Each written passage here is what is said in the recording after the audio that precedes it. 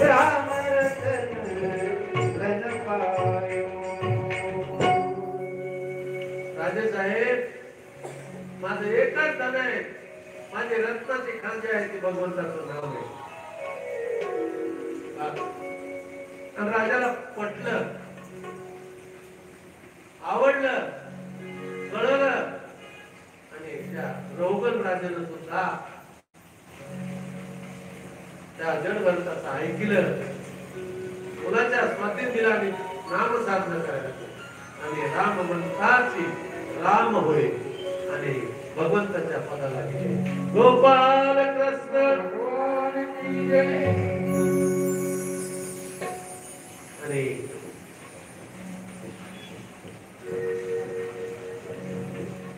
म्हणून संपर्क आपल्याला होतो ना, त्याचा प्रभाव होता.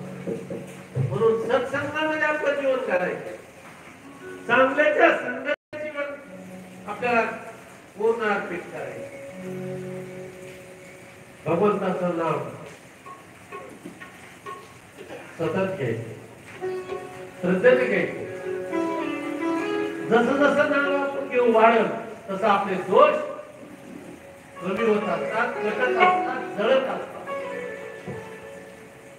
आणि नाम जप त्याच्यासाठी शुद्धी पाहिजे. म्हणून नामस्मरण ठेवायचं. काही पुण्य करा पण नामाचा त्याग करू नका, त्याच्यामध्ये आपलं जीवन सार्थक आहे. म्हणून परिस्थिती शुकाचार्याला विचारलं, जर काही पाप झालं तर काय करायचं? नरकाला जायची वेळ येऊ नये, उपाय करा, सांगा. म्हणून सुखदेवजी सांगतायत, याच्यासाठी इसके लिए पाप के अनुसार प्रायश्चित करें.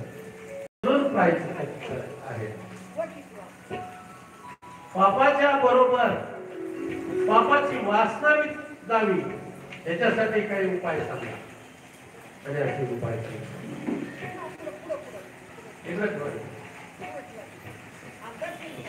आणि याच्यासाठी साधन आहे, योग्यता आहे, संस्कार आहे. त्याच्यासाठी त्या योग्यतेला जाण्यासाठी संस्कार पाहिजे. म्हणून आई वडिलांनी लहानपणापासूनच मुलावर चांगले संस्कार घडवून आणायचे. याच्यासाठी गुरु आहे. आणि जीवात्मा पापाला नष्ट करतात. म्हणून नियमाचं पालन करा, तप करा, त्याग करा, सत्य स्वच्छताचं पालन करायचे, व्रताचं आचरण करायचे. आणि श्रद्धा असेल तर पाप नष्ट होत असतात. श्रद्धा नसेल आता काही ठिकाणी काय होतंय, आई साहेब म्हणते, पत्नी साहेब म्हणते पतीला, आपल्याला भागवतच करावं लागतोय, लय अडचणी यायला लागल्या.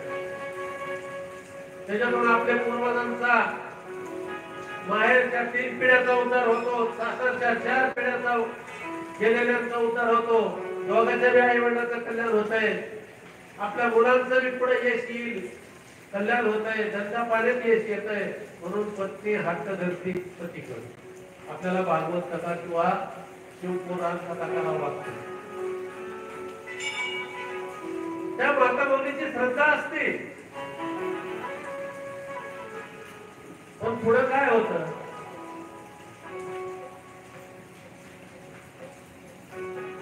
म्हणून ती बायकोचं पत्नीचं ऐकायचं म्हणून हे करतात. ते काही काही सगळे नाही बरं का, काही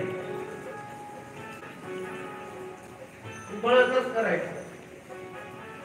पण कोणीकडे म्हणायचं त्या पुजाऱ्याला, ब्राह्मण देवाला, काही लवकर उरक, मला कामाला जायचं.